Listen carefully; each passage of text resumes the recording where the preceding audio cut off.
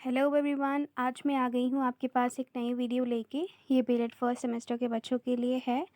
Paper third की video है ये, basic of core discipline language and social science. इससे पहले मैंने 2 पेपर की वीडियो ऑलरेडी मैंने अपलोड कर दी है अपने यूट्यूब चैनल पर, आप देख सकते हो जाकर। उसमें मैंने बताया है कि कौन कौन से question exam point of view से इम्पॉर्टेंट है। मैं उसका लिंक अपने डिस्क्रिप्शन बॉक्स में दे दूँगी, आप उस पर क्लिक करके आप मेरे चैनल पर विज़िट कर सकते हो और वीडियो को देख सकते हो। तो चलिए मैं ये वाली वीडियो शुरू करती हूँ। सबसे पहला क्वेश्चन जो इसमें है, जैसा कि मैंने पहले बताया था कि ये जो पेपर है ये मिक्स पेपर आएगा। इसमें सोशल साइंस और इंग्लिश और हिंदी स्टूडेंट्स के लिए इंग्लिश ना होके हिंदी मिक्स होके आएगी। तो ये आपके ऊपर डिपेंड करता है कि आप सोशल साइंस के क्वेश्चन अटेम्प्ट करते हो, लैंग्वेज के क्वेश्चन अटेम्प्ट करते हो। ज़ाहिर सी बात है ये दोनों पेपर का मिक्सअप है, तो आपसे मैं यही कहूँगी कि आप इक्वली क्वेश्चन को अटेम्प्ट करो।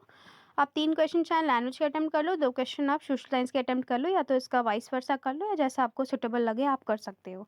या 4 क्वेश्चन आपने लैंग्वेज के कर लिए, 1 क्वेश्चन आपका सोशल साइंस का हो गया, 2 क्वेश्चन आपने लैंग्वेज के कर लिए, 3 क्वेश्चन आपके सोशल साइंस के हो गए। तो ये आपके ऊपर डिपेंड करता है। बस ये मेरा कहने का मतलब है कि आप दोनों सब्जेक्ट के क्वेश्चन को अटेम्प्ट करो। ये रेशियो आपके ऊपर डिपेंड करता है कि कम ज़्यादा किसका आपको करना है। तो चलिए शुरू करते हैं। फर्स्ट क्वेश्चन की अगर मैं बात करूँ तो what are the main objective of studying language, right in detail. भाषा अध्ययन के मुख्य उद्देश्य क्या है, विस्तार से लिखिए। तो जैसा कि मैंने पहले ही बताया था कि ये जो यूनिट है फर्स्ट, ये बहुत ही इंपॉर्टेंट यूनिट है। इसी यूनिट से बहुत ज़्यादा क्वेश्चन पुटअप होते हैं एग्जामिनेशन में। तो आपको इसमें बताना है कि लैंग्वेज क्या होती है, भाषा क्या होती है। आपको पूरा अच्छे से एक्सप्लेन करना है लैंग्वेज को, ये कहाँ से शुरू हुई ये भाषा, कहाँ से आई, कहाँ से इसका ओरिजिन है, आपको पूरा अच्छे से एक्सप्लेन करना है। उसके बाद में आप डेफिनेशन लिख सकते हो कि क्या होती है लैंग्वेज की डेफिनेशन। फिर उसके बाद में आप मेन ऑब्जेक्टिव बता सकते हो कि लैंग्वेज का हम लोग लैंग्वेज क्यों पढ़ते हैं, इसके क्या मेन रीज़न है। तो बहुत सारे ऑब्जेक्टिव हैं, तो आप सारे ऑब्जेक्टिव लिख के आप इसका पहले फ्लो चार्ट बनाओगे, जिससे कि आपका आंसर जो है वो एलाबरेट हो सके अच्छे से, और आपका अच्छे से जो स्पेस है वो कवर कर सके। आप सारे फ्लो चार्ट वगैरह बना लोगे, हेडिंग्स लिख दोगे, फिर उसके बाद में वन बाय वन आप ऑब्जेक्टिव को थोड़ा थोड़ा 2-2 लाइन में एक्सप्लेन कर देना, जिससे कि आपका आंसर जो है वो बहुत ही क्रिएटिव लगेगा, एग्जामिनर आपको अच्छे मार्क्स देगा। ये आपका कंटेंट जो है वो 5 से 6 पेज में अच्छे से आ जाएगा। क्योंकि ये 16 मार्क्स का क्वेश्चन है, तो जाहिर सी बात है आपको लॉन्ग आंसर की तरह इसको लिखना होगा। सेकंड क्वेश्चन की अगर मैं बात करूं, again discuss the importance of language in human life. आपको अगेन इस पे बताना है कि इम्पोर्टेंस ऑफ लैंग्वेज क्या है हमारी लाइफ में। तो जैसे कि मैंने पहले बताया कि इसमें घूम फिर के वही बात आपसे पूछी जाएगी, क्या मीनिंग होता है, क्या नेचर होता है, क्या इंपॉर्टेंस है, क्या ऑब्जेक्टिव है, क्या एम है। तो आपको अपना माइंड जो है वो इस तरह के प्रिपेयर करना है कि आपको कंफ्यूज नहीं होना है। आपको सबसे पहले क्या करना है, आपको कॉन्सेप्ट पता है, आपको लैंग्वेज के बारे में पता है, आपको एम्स पता है, आपको ऑब्जेक्टिव पता है, सब कुछ आपको पता है। तो सबसे पहले आप लैंग्वेज के बारे में एक्सप्लेन करोगे कि आप लैंग्वेज क्या होती है, कैसे क्या। उसके बाद में फ्लो चार्ट आपको वही उसी तरीके से बनाना है। फिर उसके बाद में आपको इम्पॉर्टेंस ऑफ लैंग्वेज बताना है कि क्या क्या इम्पॉर्टेंट होती है, इम्पॉर्टेंस होती है लैंग्वेज की। आफ्टर डैट आप उसको लाइफ से कनेक्ट कर सकते हो कि लैंग्वेज जो है वो ह्यूमन लाइफ में कैसे इंपॉर्टेंस रोल प्ले करती है, कि अगर उसको कोई चीज़ की नीड होती है तो वो लैंग्वेज के थ्रू ही उस नीड को पूरी कर पाता है, फुलफ़िल कर पाता है। तो ये सारी चीज़ें आप उसमें बता सकते हो। तो इसके लिए भी आप 5 टू 6 पेज लिख सकते हो, आपका आंसर बहुत अच्छा लगेगा एग्जामिनर के सामने। थर्ड क्वेश्चन की अगर मैं बात करूँ, explain the process of development of language as a subject. Again ये क्वेश्चन लैंग्वेज के उससे आया है, क्योंकि यूनिट फर्स्ट जो है वो बहुत इंपॉर्टेंट है, ज़्यादातर क्वेश्चन उसी से आते हैं। पेपर थर्ड की अगर मैं बात करूँ, भाषा को एक विषय के रूप में विकसित होने की प्रक्रिया व्याख्या कीजिए। क्या जो प्रोसेस है डेवलपमेंट ऑफ लैंग्वेज का एज अ सब्जेक्ट, कि कैसे क्या जो लैंग्वेज है हमारे सब्जेक्ट में कैसे क्या वो डेवलप हुई। भाई पहले भाषा और जो लैंग्वेज थी हमारी वो एक नॉर्मल सी थी, बट इसको धीरे धीरे करिकुलम में लाया गया, सिलेबस में इंक्लूड किया गया, और आज के प्रेजेंट टाइम में अगर हम देखें, हिंदी और इंग्लिश एक ऐसा इंपॉर्टेंट सब्जेक्ट है जो फिक्स होता है, उसको ऑप्शन में नहीं दे सकते हैं हम, है ना। या तो अगर हिंदी स्टूडेंट है तो वो हिंदी लेगा, अगर इंग्लिश का स्टूडेंट है तो इंग्लिश लेगा ही लेगा, ये फिक्स होता है। तो उसका क्या प्रोसेस रहा है, कैसे क्या वो डेवलप हुई लैंग्वेज, जो कि इतनी इंपॉर्टेंट रोल इसने प्ले कर दिया हमारे सब्जेक्ट में, तो ये सारी चीज़ आपको इस क्वेश्चन में एक्सप्लेन करना है। बिल्कुल भी कंफ्यूज नहीं होना है, क्योंकि ये तीनों क्वेश्चन जो हैं वो कोरिलेट करते हैं आपस में, और आप इसको अच्छे से आप माइंड मेकअप करके खुद से डिज़ाइन करके लिख सकते हैं, क्योंकि ये एक ऐसा पेपर है जिसमें आपको खुद से बनाकर भी लिखना होगा, क्योंकि इसका कंटेंट जो है वो ज़्यादा नहीं है, बट कहीं ना कहीं आपको घुमा फिरा के वही क्वेश्चन बार बार पूछेगा, तो आपको आंसर मेकिंग खुद से करनी भी आनी चाहिए, क्योंकि एग्जामिनेशन हॉल में हमें नहीं पता होता है कि कौन सा क्वेश्चन किस तरीके से आ जाए। सो नेक्स्ट क्वेश्चन की अगर मैं बात करूं तो what is phonology, why are teacher should know and understand it. ध्वनि विज्ञान क्या है, एक शिक्षक को इसे क्यों जानना और समझना चाहिए। जाहिर सी बात है कि फोनोलॉजी जो है, ध्वनि विज्ञान जो है, कैसे क्या हम शब्द को निकालते हैं, उसकी क्या ध्वनि निकलती है, ये एक टीचर को ज़रूर से ज़रूर पता होना चाहिए, आना चाहिए। जब उसको वर्ड का प्रोनाउंसिएशन करना ही सही से नहीं आएगा तो वो स्टूडेंट को क्या सिखाएगा। तो सबसे पहले आप बताओगे कि फोनोलॉजी क्या है, उसके बारे में आप एक्सप्लेन करोगे, फिर उसके बाद में आप कैरेक्टरिस्टिक्स बताओगे कि क्या क्या कैरेक्टरिस्टिक्स हैं फोनोलॉजी के, या इसके जो भी नेचर है आप उसके अच्छे से एक्सप्लेन करोगे, इसका फ्लो चार्ट बनाओगे। आफ्टर डैट ये क्वेश्चन आपका कंप्लीट, फिर उसके बाद में आप बता भी सकते हो कि फोनोलॉजी जो है वो एज अ सब्जेक्ट के रूप में कैसे क्या हेल्प करता है हमारे करिकुलम में, सिलेबस में। आप ये पूरा एक्सप्लेन कर दोगे। देन आफ्टर दैट आप सेकंड क्वेश्चन जो आपका अटैच है इसमें, why teacher should know and understand it, आपको अपने इस पे व्यू देने हैं कि टीचर को क्यों इसे समझना चाहिए, इसके क्या मीन्स इंपॉर्टेंस है, आपको ये सारी चीज़ इसमें बताना है, आपको खुद से इस आंसर को लिखना है। आई होप ये आपको आंसर क्लियर हो गया होगा। What the main difference in verbal and non-verbal communication? Why a teacher should be a good communicator? शाब्दिक तथा अशाब्दिक संप्रेषण में मुख्य अंतर क्या है? एक शिक्षक को एक अच्छा संप्रेषक क्यों होना चाहिए? इस क्वेश्चन का मैंने वीडियो प्रॉपर तरीके से अपने यूट्यूब चैनल पे अपलोड किया है। आप मेरे चैनल पे विज़िट करके इसकी वीडियो देख सकते हो। बहुत ही अच्छी तरीके से मैंने बताया है कि कैसे क्या आप आंसर को लिख सकते हो। प्रॉपर मैंने एक्सप्लेन किया है। उसके बाद में मैं यहाँ बता देती हूँ कि आपको कैसे क्या इस आंसर को लिखना है। सबसे पहले आप एक्सप्लेन करोगे कि वर्बल कम्युनिकेशन क्या होता है। वर्बल कम्युनिकेशन आप बताओगे कि जो हम लोग अपने थॉट्स और इन्फॉर्मेशन कैसे शेयर करते हैं, हम लोग बोल कर शेयर करते हैं, लिख कर शेयर करते हैं, तो ये किस चीज़ में आ जाता है, नॉन वर्बल कम्युनिकेशन में आ जाता है। अब इसके बाद में हम बताएंगे कि नॉन वर्बल कम्युनिकेशन क्या होता है। नॉन वर्बल कम्युनिकेशन वो होता है जो चीज़ हम लोग इशारों से बात करते हैं, बिना बोले बात करना। जैसे बोलते नहीं कि आप आपसे मम्मा आपसे पूछती है आप बेटा खाना खाया आपने कि नहीं, तो आप ऐसे सर हिला देते हो, ऐसे कर देते हो बिना बोले, तो वो चीज़ जेस्चर में आ जाती है आपके, तो वो होती है नॉन वर्बल कम्युनिकेशन। फिर उसके बाद में आप इन दोनों को आपने एक्सप्लेन कर दिया, वर्बल कम्युनिकेशन को, नॉन वर्बल कम्युनिकेशन को। फिर आफ्टर डैट आप इसके डिफरेंस बताओगे। आप इसके 10 डिफरेंस बता सकते हो कि क्या क्या डिफरेंस हैं वर्बल और नॉन वर्बल कम्युनिकेशन में। मैंने बहुत ही अच्छी तरीके से अपने यूट्यूब चैनल पर एक्सप्लेन किया, आप जाके देख सकते हो। फिर उसके बाद में आप बताओगे कि why teacher should be a good communicator. जैसा कि आपको पता है कि अगर एक टीचर एक अच्छा कम्युनिकेटर नहीं होगा, उसकी आवाज़ तेज़ नहीं होगी, उसकी आवाज़ साफ़ नहीं होगी, तो वो स्टूडेंट्स को अच्छे से उस टॉपिक के बारे में एक्सप्लेन नहीं कर सकता है। इवन स्टूडेंट्स को भी वो नहीं समझ में आएगा अगर टीचर अच्छा बोलता नहीं होगा, उसकी आवाज़ तेज़ नहीं होगी, तो स्टूडेंट्स के बीच में भी वो इंटरेस्ट नहीं डेवलप हो पाएगा।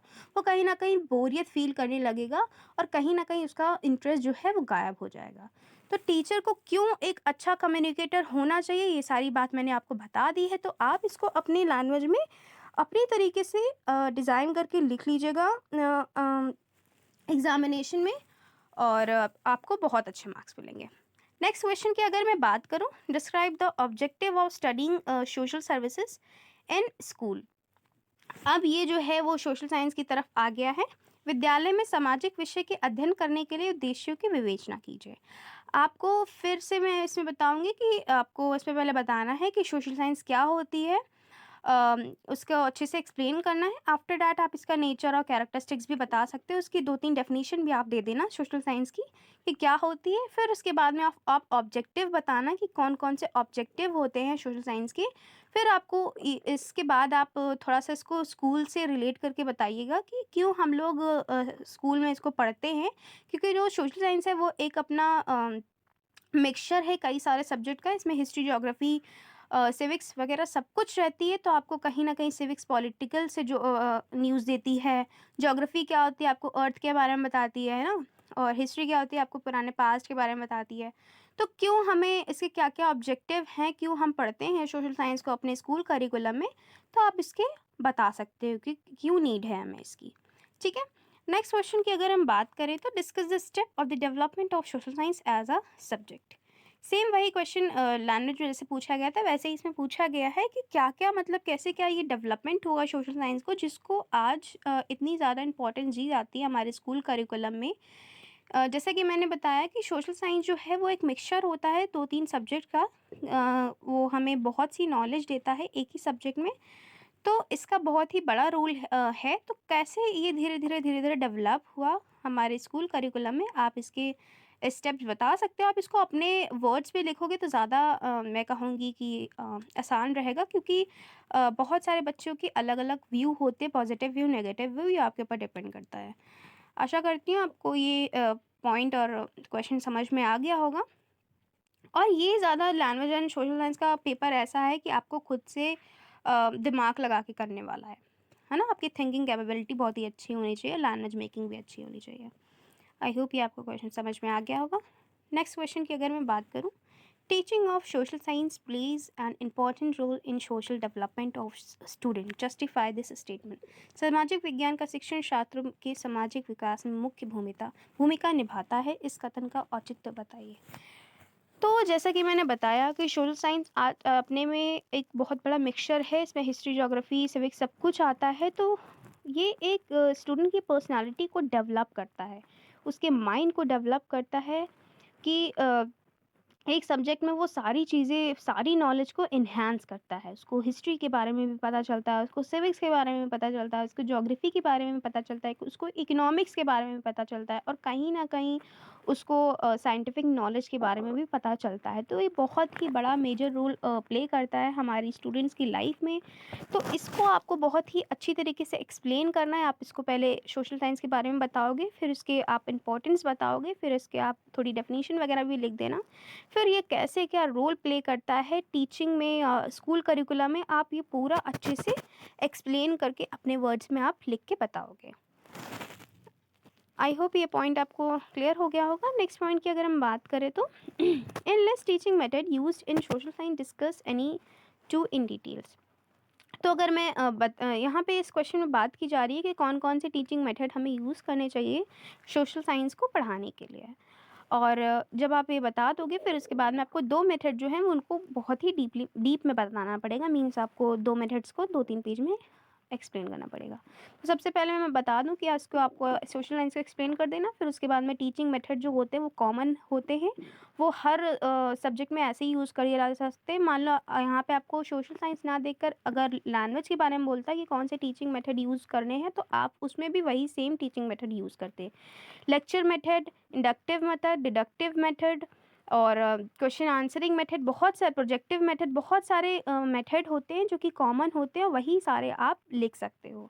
अब ये नहीं फ़र्क नहीं पड़ता है कि इसमें कौन सा सब्जेक्ट लिखा, आप वही मेथड आप लिख सकते हो। बस आपको ये पता होना चाहिए कि आप उस पर्टिकुलर सब्जेक्ट के बारे में लिख रहे हो, तो उस पर्टिकुलर सब्जेक्ट का ही लिखो। ठीक है? तो टीचिंग मेथड जो होते हैं वो सेम होते हैं, वो कॉमन होते हैं हर एक सब्जेक्ट के लिए। फिर उसके बाद में आप इनको अच्छे से बता दोगे, फ्लो चार्ट बना के एक्सप्लेन कर दोगे। आफ्टर दैट आप 2 मेथड जो हैं, लेक्चर मेथड या इंडक्टिव मेथड जो है उसको अच्छे से आप एक्सप्लेन कर देना, जिससे कि एग्जामिनर को भी लगे कि हाँ आपको चीज़ें ये पता हैं। नेक्स्ट क्वेश्चन की अगर मैं बात करूँ, what are the reason of including history, geography, economics and civics in social science, give example to support the answer.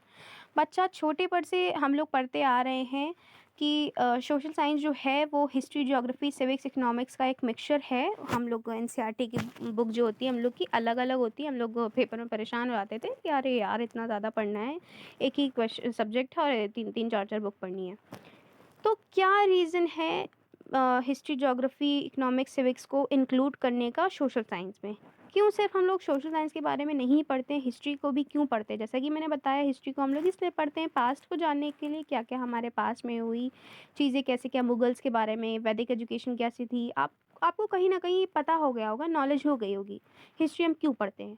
Geography मैंने बताया कि ज्योग्राफ़ी कहीं न कहीं हमारे अर्थ से रिलेटेड होती है, फिज़िकल ज्योग्राफ़ी और ह्यूमन ज्योग्राफी के बीच में रिलेशन क्रिएट करती है, तो इस वजह से हम ज्योग्राफी के बारे में पढ़ते हैं कि हमें कितनी क्या रिवर्स के बारे में नॉलेज आती है, लैंड कितनी क्या है, कितनी क्या हमारी बाउंड्रीज है, सीज ओशन, इन सब के बारे में हम ज्योग्राफी में पढ़ते हैं। इकोनॉमिक्स में हम क्या पढ़ते हैं कि इकोनॉमिक्स में हमारा जो मतलब पैसों के बारे में हम लोग पढ़ते हैं कि कैसे क्या पैसा हमारा कंट्रीज़ का जीडीपी कितनी इंक्रीज़ हो रही है, कितनी डिक्रीज़ हो रही है, कैसे क्या इसमें कितने हम लोगों से पैसे लिए जाते हैं, कैसे क्या हमारी कंट्री चलती है, ये सारी चीज़ें आप इसमें क्या पढ़ोगे, इकोनॉमिक्स पे पढ़ोगे, इसकी आप नॉलेज इकोनॉमिक्स आपको देगी।